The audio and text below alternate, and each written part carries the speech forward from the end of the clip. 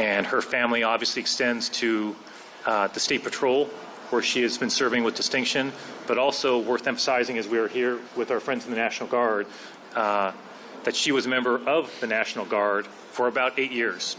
And an individual like that who serves that many years in our National Guard and then chooses to go to the State Patrol, that is somebody who is, to put it mildly, deeply invested in public service, being willing to put her life at risk to help keep people safe. And so we are extending our thoughts and prayers to her family, to those who knew her and loved her, and extend our deepest appreciation for her many, many years of service to the people of our state. So it has been a difficult week for the people of the state of Washington, and I want to express my deep appreciation to all the first responders, emergency personnel, neighbors helping neighbors. What I've seen as I travel the state, and I've been to many communities all across the state recently, is exactly that. It's exactly what you would want if you're a governor, what you're seeing from different levels of government and tribes and organizations like the Red Cross who's here, neighbors helping neighbors. That's what I've seen over and over and over again. And I honestly find that extremely inspiring at a time like this, that folks are helping on that level. And that's what's going to help us get through this. From the beginning of this crisis, I've emphasized that the natural disaster our state is going through is historic in nature and will be a long-term event. In recent days, we have all emphasized how the stress on our infrastructure is extremely significant right now. One place we are watching closely is the levee system here in King County. The experts we have been speaking with make it clear that there has been historic stress on the system. The sheer number of days and the sheer amount of water is historic. We have had 2 breaches so far, one in Tukwila, as you know, and one in Pacific. We are deeply thankful that there is no loss of life from those breaches. The executive, Girmay, and I want Washingtonians to have the same information that we have as a county executive and as a governor. So here's the bottom line. The risk of another breach has most certainly come down in the past week. We are thankful for that, and you'll hear more about that from the Colonel. But it is still being described to us, that risk is still being described to us as moderate. In other words, the risk of a breach is still real. This is an extremely unpredictable situation. Weather is unpredictable. Debris is unpredictable. Things are very unpredictable, and we're going to continue to keep the public informed on the information we have so we can communicate that to all of them. Because that risk is real, we are taking nothing for granted. We are taking steps to ensure that we can prevent to the best of our abilities future breaches and ensure that we're as prepared as possible if another breach occurs. The executive will speak in more detail about the county's work on this. The Colonel will also speak about the Corps' work. One thing I just want to take a moment to emphasize, just so the people of the state know this, there is a lot, and I would underline that word, a lot of communication going on with the folks you're seeing here, with the city leadership who's here, a lot of folks all around the state. We have many, many conversations every single day to share information and make sure we're on the same page. And I want the people of the state of Washington to know that. Girmay and I are relatively new in our jobs. He's newer than I am, but we go back a long ways. We know each other well. Our teams work together very well and very closely. And I want the people of the state of Washington to know that. This is not an exhaustive list, but I want to share several specific steps that we're doing together to make sure we're putting resources into this situation. Number one, I'm mobilizing 100 National Guard members to help respond to the crisis that we have. 50 of those National Guard members will be made available to help patrol the levees, eyes on the levee at all times.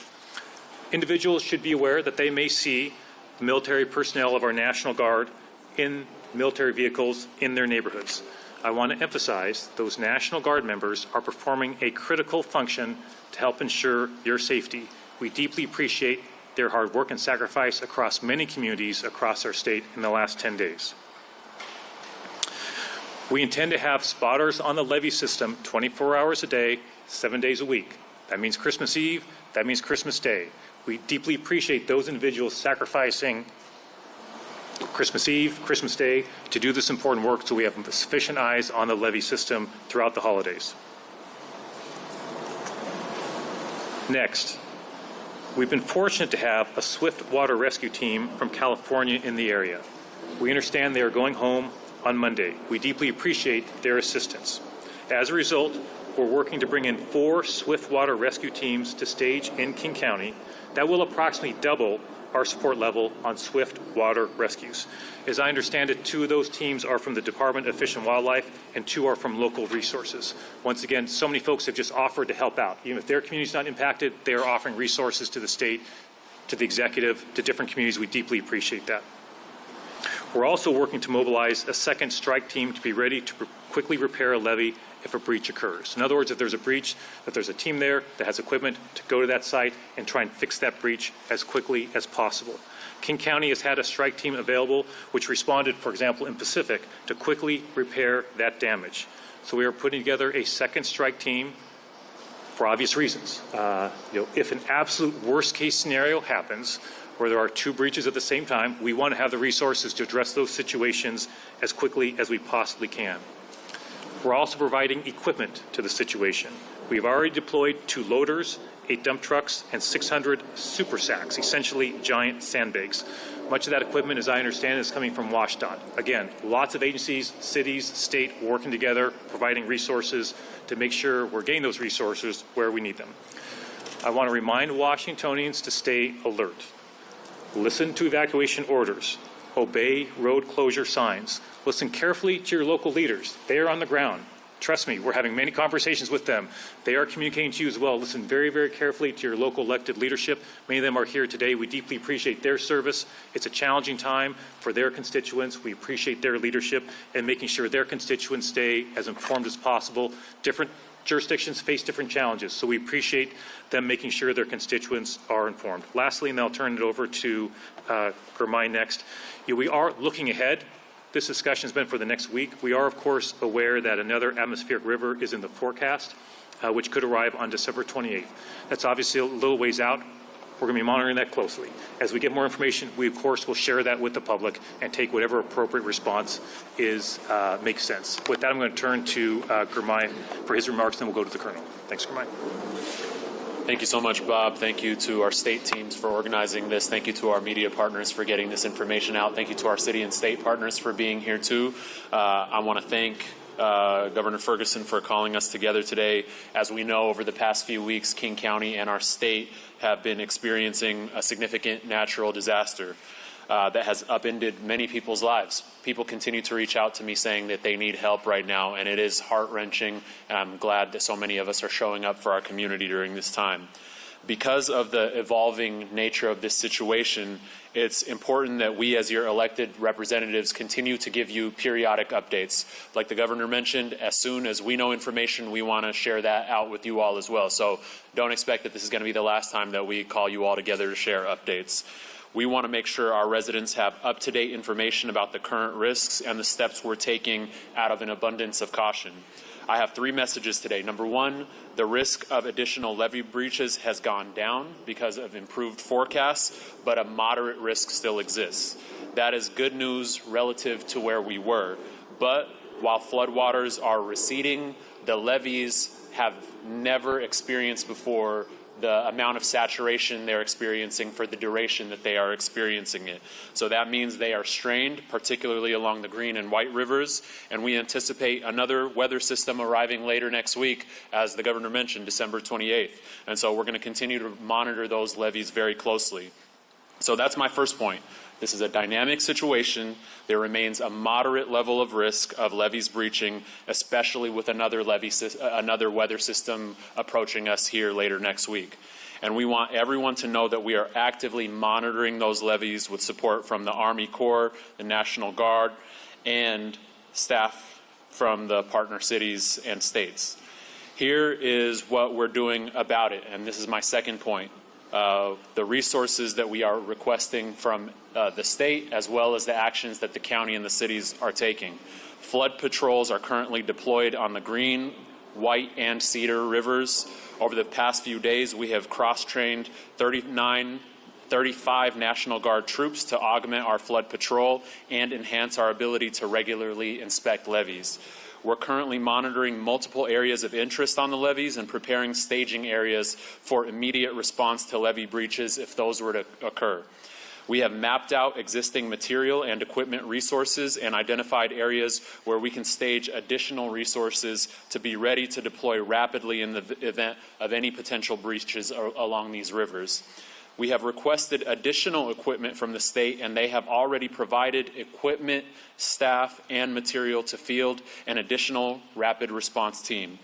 Additionally, the state is providing swift water rescue teams to be staged in different locations in South King County to ensure rapid response capabilities. Finally, the state will be providing significant quantities of sand, rock, super sacks, geotech fabric, and sandbags. All of this equipment, material, and staff will be deployed to staging areas located in close proximity to where we see the highest risks. The Department of Local Services Roads Division has special operation crews on call for the sole purpose of responding to drainage and levee failures. Crews continue to work Saturday at the levee in the city of Pacific. We have staged sand, rocks, super sacks, and sandbags at multiple locations throughout King County. The King County Sheriff's Office is assisting DNRP's Water and Land Resources Division with drone flights today on the Cedar and Snoqualmie rivers, so we have eyes on the ground and in the skies. We're preparing to open 2 satellite debris collection sites Saturday to assist residents impacted by the flood. Our maintenance operations continue to respond to life safety concerns like downed trees, flooding, and slides. We're working on opening roads as soon as we can when it's safe for our community and our crews. All King County firefighting agencies will be working under normal operations. As the governor shared, the state has offered and we have accepted those resources. Just to reiterate, more monitoring support from the National Guard, more water rescue teams stationed near levees if they are needed, more rapid repair strike teams if we need to quickly repair those levees in the event of a breach. I also want to acknowledge the incredible support and response from our city departments and our mayors. They have been working hard to protect their residents and done such an incredible job. In particular, because we are here in South King County, I want to shout out our South County mayors who have been protecting such an important part of our community that consistently faces the brunt of many of the issues that we face as a region. Together, we are working together. We will be prepared and ready to respond to any signs of failures of these levees. And I want to reiterate what the governor said. Our mayors and our cities have information that is closest to the ground, and so please continue to seek information from them in addition to us as your state and regional partners. My third and final message is to just share what the public can do. We're urging residents to continue to remain cautious because this is an evolving situation. Keep looking out for official alerts. Listen to law enforcement, avoid flooded roads, do not drive or walk through standing water, do not drive around barricades or road closures. If you see a road closed sign, please turn around and move away. King County has 2 main web pages that I want to uplift right now. The first is kingcounty.gov/flood recovery. This is a new website that provides information for residents about flood cleanup and debris management. This website is focused on the recovery from the storms. We've also got partners who can help you if you have suffered damage and need help. The second website is the one that I've been uplifting from the beginning, kcemergency.com. That's kcemergency.com. This is the place to go for coordinated information about the evolving December flooding emergency. If you are a resident of the Green or White River Valleys who lives near levees, please be vigilant and be cautious. If you haven't yet, sign up for Alert King County at kingcounty.gov/alert. More than 86,000 people have signed up for the alert in King County. This is a free service to ensure you get critical information to keep you and your family safe. Again, if you also live around those rivers, if you see sinkholes or depressions in the trails on top of levees or water running out of levees, alert authorities by calling the Flood Warning Center. Call the Flood Warning Center at 206-296-8200. That's 206-296-8200. Or if it seems urgent, please do call 911. We're so grateful for the vigilance and the hard work of all of our county teams, our city teams, our state teams, our Army Corps of Engineers, and everyone who has been showing up during this critical time in our community. We will continue to keep you updated. Like we mentioned before, as soon as we have information, we want to share that with you as quickly as possible. Thank you so much, and now I want to turn it over to our Colonel. Governor Ferguson, thank you for the invitation to be here today. We appreciate the opportunity to be a part of the conversation and provide updates specific to the U.S. Army Corps of Engineers operations and responses during this dynamic event. We're also glad to have great partnerships within the region, including Whatcom, Skagit, Snohomish, King, and Pierce counties, FEMA, tribal governments, and state agencies. Our thoughts are with the communities who've been affected by this event, communities which many of our own Corps staff members and families call home. We recognize that communications regarding the response effort are at times difficult for the public to understand. However, flood fights like this are complex, and the impacts cut across federal, tribal, county, and local boundaries. Public safety is our #1 priority always, and we are committed to supporting our partners and the sponsors when requested.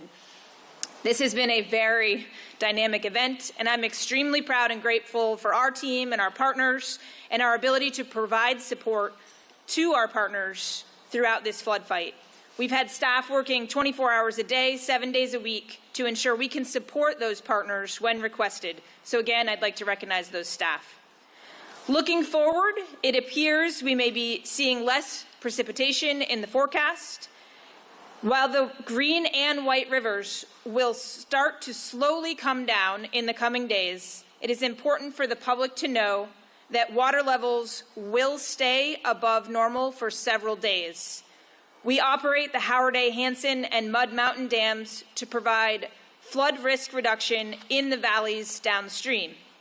We were successful in those efforts during this flood event, storing a record amount of water behind Howard A. Hansen Dam, for example, prevented an additional 5 feet of floodwater in the Green River at Auburn, which would have overtopped nearly all the levees. But we also recognize that sustained high flows put pressure on the banks, levees, and other infrastructure. As we always do, we will operate our dams over the next few days with public safety of the entire valleys in the forefronts of our mind. That means a slow and smooth decrease of our outflows so that we manage both levee function and our reservoir elevations while we're holding back behind the dams as we prepare for future storm events. The risk with levees decrease as the river levels drop, but it does not go away. We are aware of several areas around the Green and White River basins and beyond that are being monitored closely by our local partners. We will continue to coordinate with them on potential emergency actions. We are also aware of several specific levees that have sustained damage or even breached in the course of this event, and using the Army Corps' Flood Response Authority, we have been requested to conduct emergency levee repairs on 11 levees in Whatcom, Skagit, and Snohomish counties, with nearly 9 already completed and another 2 in the process of being repaired. Additionally, we have provided heavy equipment and pumps to the flood fight in the city of Pacific in support of our partners and remain closely tied in with monitoring efforts in that area. Remember, flooding can occur quickly with little warning. Residents should monitor official alerts and be prepared. The Army Corps of Engineers works with local agencies and county officials to provide support when local flood fighting resources are overwhelmed. So bottom line, we all need to stay vigilant, and please listen to your local officials for that localized information. That's the best practice in a flooding event. Thank you. Thank you, Colonel. Thank you so much, Colonel, and we're happy to take any questions that anybody might have. Yes, and I'll repeat the question so folks can hear as well, yeah. So this kind of, running out of Sanborn, this kind of shows the weak points of the flood system. Are you talking to federal partners right now to get federal funding to fix these? What is your next plan to address all of this going forward? Sure. So the question goes to, I'll paraphrase it, is on the levee system, what's been the conversation on sort of going forward to address the levee system, repaired as needed? I guess a couple of thoughts I'll say, but others may want to jump in. So, number one, we don't yet know what the damage to the levee system is until the waters recede and we have a chance to check that out. The experts I've been speaking to have made that very, very clear, that there's going to be an impact to the levee system, and we won't know that completely until things get back to normal. So that's number one. Number two, I've already communicated to my chief of staff. We've chatted about, hey, once we get through what's right in front of us, and what's right in front of us is our full focus, right, to get through what's right in front of us. We, of course, need to have a conversation with all the folks you mentioned, our federal partners, flood districts, county, cities, state. Let's get together, the Army Corps, and talk about the future of the levee. What lessons have we learned? What do we need to do? What are the investments? So, stay tuned for that, but I think we're all acutely aware of that for sure. The system's is going through a historic stress on its system, and so we're going to be needing to, once we get through this, engage on moving forward to make sure we repair it and make it as safe as possible for residents here. Girmay, anything you want to add on that? Great. Any other questions? If not, we want to thank you all on a Saturday coming down. Thanks to our partners at TVW for live streaming this. We appreciate you. Thanks to all of you. There's so many folks. We have legislators here. We have so many first responders and folks who are involved. And I just want to pass on, on behalf of the people of the state of Washington, how much we deeply appreciate the hard work of folks who are in this room or are watching live streaming or out there right now taking care of the situation. I'll be up in Skagit County probably tomorrow, getting out to communities that have been impacted, trying to get around the state. But I just want to emphasize, as challenging as the situation is, it is inspiring to me that we have so many people coming together during an extraordinarily challenging time to really address the challenge that we have, to keep people safe, to get resources for folks. We're going to continue with that. That's the approach we're taking, and that's going to help us get through this. Thank you so much, everybody, and hope you have a good day.